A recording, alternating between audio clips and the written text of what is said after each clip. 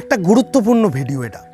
এর আগে এই ভিডিওটা এত ডিটেলসে কোনো চ্যানেল বলেনি এবং আমার চ্যানেলেও পাবেন না। আমি কিন্তু আপনাদের জন্য স্পেশালি বানিয়েছি। ভিডিওটা কি, সদ্য পুকুর বুঝিয়েছেন কিংবা 10 বছর আগে পুকুর বুঝিয়েছেন, আপনার টোটাল বাড়িটাই পুকুরের উপর হচ্ছে, যেটা তো খুবই রিস্কি, এবং তারও কিছু বিষয় নিয়ে আলোচনা হবে। এবং এমনও হতে পারে পুকুরের পাড়ে আপনার জায়গা রয়েছে, দুটো কলাম পুকুরের উপর থেকেই উঠবে। পুকুরটার গভীরতা 8 ফুট ছিল, 10 বছর 20-15 বছর আগে মাটি ফেলে ফেলে বোঝানো হয়েছে। তো এরকম অবস্থায় সেই বিল্ডিংয়ের ভবিষ্যৎ কি বেসিক জিনিস আপনি মানতে পারেন, কম খরচের মধ্যে কি কি টোটকা আপনার জন্য রয়েছে, সেই বিষয়গুলো আমি কিন্তু এই ভিডিওতে পরিষ্কার করে দেবো। মনোযোগ দিয়ে শেষ পর্যন্ত দেখতে হবে, ধৈর্য সহকারে। ওকে,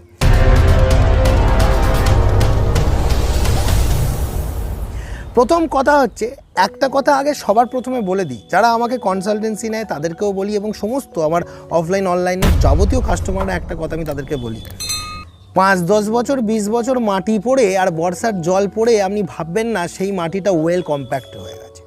প্রচুর পরিমাণে কম্প্যাকশান যে হয়েছে এটা ভাববেন না। কারণ আপনি একজন মানুষ, আপনার 70-80 কেজি ওজন, তার ভিত্তিতে আপনি হাঁটছেন, ভাবছেন মাটিটা শক্ত, তার ভিত্তিতে তো মাটিটা শক্ত নয় দাদা। মাটিটার উপর প্রপার লোড, একটা বিল্ডিংয়ের যে কয়েক হাজার কেজি লোড আছে, টন টন লোড আছে, সেই লোডটা যখন পড়বে সেই মাটিটা সেই লোডটা নিতে পারবে কি? তাহলে আপনি মাটির উপর হাঁটতে গিয়ে বিচার করে ফেলছি যে মাটি নাকি খুব শক্ত। এটা ভুল ধারণা। বড় বড় প্রজেক্ট যখন রাস্তা, রোড, ব্রিজ প্রজেক্ট হয়, সেখানে যখন রেলওয়ে প্রজেক্ট হয়, দেখবেন কম্প্যাকশন করার জন্য বড় বড় ভাইব্রেশন করা হয়, বড় বড় গাড়ি দিয়ে তার উপর রোলিং করা হয়। এই সমস্ত বিষয়বস্তুগুলো রয়েছে, সেই বিষয়বস্তুগুলো কি আপনি আপনার বাড়িতে করছেন? কম্প্যাকশান, ভাইব্রেশন, রোলিং, এইসব কিছু কি করছেন না? তাহলে সেই মাটিটাকে বিশ্বাস করা ইম্পসিবল। তাহলে এখন উপায় কি? যাদের গোটা বাড়িটাই পুকুরের উপর হচ্ছে, তাদের জন্য বেস্ট অপশান হচ্ছে পাইলিং। এখন নর্মাল সাধারণ ব্যক্তিবর্গ যারা 10-20 লাখ টাকার পুঁজি নিয়ে একতলা দুতলা বাড়ি করতে নেমেছেন, তাদের ক্ষেত্রে পাইলিং করাটা অনেকটাই খরচা সাপেক্ষ। তাই জন্য যে পাইলিং করতে পারছে না, তার জন্য যেটা আমি বলবো, এখন ছবিতে দেখাচ্ছি দেখুন, কম্বাইন্ড ফুটিং। প্রত্যেকটা কলামকে নর্মালি আমি একটা বিল্ডিংয়ের একটা ছবি দেখানোর চেষ্টা করছি। এখানে আইসোলেটেড কলাম ফাউন্ডেশন দেখা যাচ্ছে, প্রত্যেকটা কলামের আলাদা আলাদা বেশ, সব কটা একে অপরের থেকে আইসোলেট, তাই না? সেই যেমন করোনাকালে আমাদেরকে বলা হতো যে সবাই আইসোলেশনে চলে গেছে, মানে আপনি আলাদা ঘরে বন্দি, আপনার স্ত্রী অন্য ঘরে বন্দি, আপনার ছেলে অন্য ঘরে বন্দি, আইসোলেটেড। তো এখানে এই কলমগুলো সব আলাদা খোপ আছে, আইসোলেশনে আছে, আইসোলেটেড ফুটিং। আচ্ছা বন্ধুরা, আপনি কি এখনও এই ভিডিওটি দেখেননি? যদি এই ভিডিওটি এখনও না দেখে থাকেন, তাহলে অতি সত্বর আই বাটনে ক্লিক করুন আর গিয়ে ভিডিওটা দেখে আসুন। আর যদি মনে হয় ভিডিওটা আপনি শেষেও দেখতে পারেন। এবার যাদের ক্ষেত্রে পাইলিং করার অত ক্ষমতা নেই, পাইলিং প্রপার নিয়মে পাইল করে, তারা ওই পুকুর ফেলা মাটিটার উপর যখনই বাড়ি করবেন, সেই বাড়ি বসবে এবং 5-10 বছর যেতে না যেতেই প্রচুর বিভিন্ন দিকে, লিন্টেলের গোড়ায়, জানলার নিচে, আড়াআড়ি, লম্বালম্বি, সিঁড়ির পাশে, কলমের কাছে, বিভিন্ন জায়গায় ফেটে আটফাটা হয়ে যাবে বাড়ি। তাদেরকে একটা বেসিক সলিউশন দিতে পারি, প্রত্যেকটা কলামকে এইভাবে কম্বাইন্ড ফুটিংয়ে বাইরে টোটাল ট্রেঞ্চ কেটে এবং সেই গোড়াতেই একটা টাই আপ করে, এইভাবে বেসিক কম খরচের কথা বলছি, এবং মেঝে লেভেলেও আর একটা বিম দিয়ে আপনি করতে পারেন। বোঝা গেল? সব থেকে ভালো হয় আপনি যদি পাইল করতেন। পাইলিংয়ের ডিটেলসে বলার জন্য আলাদা ভিডিও আনবো, এটা কিন্তু পাইলের ভিডিও না। বেসিক শালবল্লি পাইলিং করা যায় শাল গাছের গুঁড়ি দিয়ে, ঠিক আছে, এবং আপনি 8-10 ইঞ্চি ডায়ামিটারের পাইপ ইউজ করে 12-14 ফুট বোরিং করে তার ভেতর কংক্রিটিং করেও আপনি করতে পারেন। একদম চিপেস্ট অপশানগুলো আপনাদেরকে বলছি। কিন্তু সব থেকে বড় যেটা ব্যাপার, সেটা হলো যে এই ধরনের পুকুরের উপর বাড়ি করার সময় ন্যূনতম আপনাকে কম্বাইন্ড ফুটিংটা দিতে হবে, যার ফলে টোটাল স্ট্রাকচারটা একসাথে কানেক্ট হয়ে রইল। কোনো জায়গায় পার্টিকুলারলি সেটেলমেন্ট হলে সেই জায়গায় শেয়ার ফেলিওর হবে না, বিল্ডিংয়ের সেই জায়গাটা ডিফ্লেকশনে যাবে না, সেই জায়গাটা আচমকা বসবে না। শেয়ার ফেলিওর মানে কি? মানে সামগ্রিক তলের সাপেক্ষে কোনো একটা জায়গা বসে যাও। যেমন পাঞ্চিং মেশিনের এই এক্সাম্পলটা দেখুন, গোটা পাতার সাপেক্ষে পাঞ্চ করা হলো, পাঞ্চিং ফোর্সে ওই দুটো জায়গায় ফুটো হয়ে গেল, এটা হচ্ছে পাঞ্চিং ফেলিওর। এরকমই পাতলা মাটি, নরম মাটি হলে বিভিন্ন জায়গায় কোনো একটা জায়গায় আচমকা ধসে গেল, সেই জায়গাটা বসে গেল, টাইবিমটা ঝুলে গেল, লিন্টেলটা ঝুলে গেল, বিল্ডিংয়ে ক্র্যাক এলো। সেইগুলো যত আটকাতে চাইবেন তার জন্য আপনাকে লিন্টেল পুরো, টাইবিম পুরো, প্লিন্থ বিম পুরো, এইভাবে কম্বাইন্ড ফুটিং মানে ব্যান্ডে ব্যান্ডে ব্যান্ডে ব্যান্ডে রাখতে হবে। তার জন্য টোটাল কস্ট হয়তো 2 লক্ষ টাকা বাড়তে পারে, কিন্তু পাইলিংয়ের থেকে কম খরচে হয়ে গেল বিষয়বস্তুটা। তো এবার যেটা মেন ব্যাপার, দুতলা বাড়ি আপনি করলেন ওই জায়গার উপর, এবার যেটা মেন ব্যাপার হচ্ছে যাদের 10 বছর আগে বোঝানো, 2-5 বছর আগে বুঝিয়েছেন মানে তো করাই যাবে না, আপনি রোলার এনে চালান তার উপরে, বোঝা গেল। এবার যাদের ঘটনা হচ্ছে মাত্র 2টো পিলার পড়েছে, দাদা কি করব, পুকুরের গভীরতা 10 ফুট, পুকুরের গভীরতা 10 ফুট আর ছিল 10 বছর আগে, এখন বুঝিয়েছেন, তাহলে 10 ফুট কি 15 ফুট নিচে থেকে সেই পিলারটা তুলতে হবে, সেটা কি সম্ভব? চলা যায় না। যাদের ক্ষেত্রে ছোটো ছোটো ডোবা আছে, ধরুন 7 ফুট 8 ফুট গভীর ছিল, তাদের জন্য বলবো পুকুরের দিকের যে 2-3টে নতুন কলম হলো, সেগুলো আপনি পুকুরের যে গভীরতা ছিল এক্সিস্টিং, যেটা মানে এক্সিস্টিং এখন প্লটের থেকে পুকুরের যে প্লটটা এখন সমানে আছে বলে মনে হচ্ছে, কিন্তু পুকুরটা আজ থেকে 10 বছর আগে যে গভীরতা ছিল সেই গভীরতার নিচে গিয়ে আপনি ওই 3টে কলমে ফাউন্ডেশন দিলেন। এবার সেখান থেকে আপনি কলম তুলে আনলেন, মাটি খুঁড়ে মাটির লেভেলে একটা টাই বিম দিলেন, আর মেঝে লেভেলে আবার একটা প্লেন্থ বিম দিলেন, এইভাবে কানেক্ট করে আপনি করতে পারেন।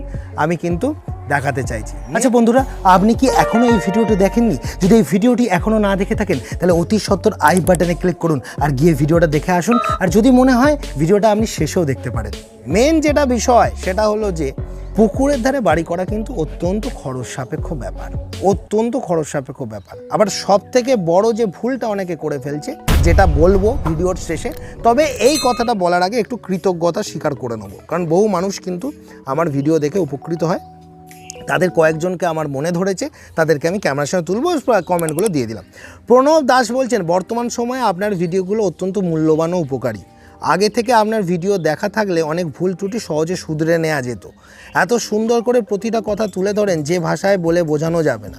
রিসেন্টলি আমি একটা বাড়ি দিয়েছি, সিঁড়ি করা হয় না, 2024-এ দেবো ভাবছি। এ বিষয়ে যদি কোনোদিনও কথা বলতে চাই আপনার সঙ্গে, তো কীভাবে যোগাযোগ করব? যোগাযোগ করার জন্য ডেসক্রিপশন বক্সে হোয়াটসঅ্যাপ নাম্বার দেওয়া আছে। ন্যূনতম 100 টাকা ফিস দিয়ে অ্যাপয়েন্টমেন্ট নিতে পারেন এবং বিস্তারিতভাবে আলোচনা করতে পারেন। বিষয়বস্তুগুলো ডিটেলসে জানতে গেলে হোয়াটসঅ্যাপে আসতে পারেন। তো এনার দেখুন, এই সমস্ত মানুষরা যারা প্রচুর পরিমাণে, এরকম লক্ষাধিক কমেন্ট আছে, সবার কমেন্ট তো তুলে ধরা যায় না, তার মধ্যে কিছু কমেন্ট চোখে পড়ে যায়, তাদেরকে তুলে ধরি। এরকমই আরও একজন কমেন্ট করেছেন, রাকিব আহমেদ, দাদা কিছু বলতে চাই না, শুধু আপনার দীর্ঘায়ু কামনা করতে চাই। লক্ষ লক্ষ মানুষ কিন্তু এই ভিডিওগুলো থেকে উপকৃত হচ্ছে, যেগুলো বলে বোঝানো যাবে না। আর একজন বলছেন, তেনার নাম হচ্ছে বিবেক মান্না, তিনি বলছেন, আমার বন্ধু একজন এলএনটির সিভিল ইঞ্জিনিয়ার, আপনার ভিডিও থেকে আমি যা কিছু শিখেছি সে শুনে অবাক হচ্ছে যে এত আমি জানলাম কোথা থেকে। তার মানে একটাই বোঝার চেষ্টা করুন যে লক্ষাধিক মানুষ কিন্তু এই ভিডিও দেখে শিখছে, যেটা কিন্তু আপনাদের মতো কিছু কিছু লোক আছে যারা কিন্তু উপকৃত হচ্ছেন, আবার কিছু কিছু মানুষ রয়েছে যারা বলছে এত ভিডিওতে বলছেন আপনি। আরে দেখুন, আমি কোনো রোবট নয়, আমি একজন হিউম্যান বিংস, তাই আমি আমার মতো করে সাজিয়ে গুছিয়ে বলবো, গল্প করে। যাদের গল্প শুনতে ইচ্ছা করবে না তাদের বাড়িতে প্রবলেম আসবে।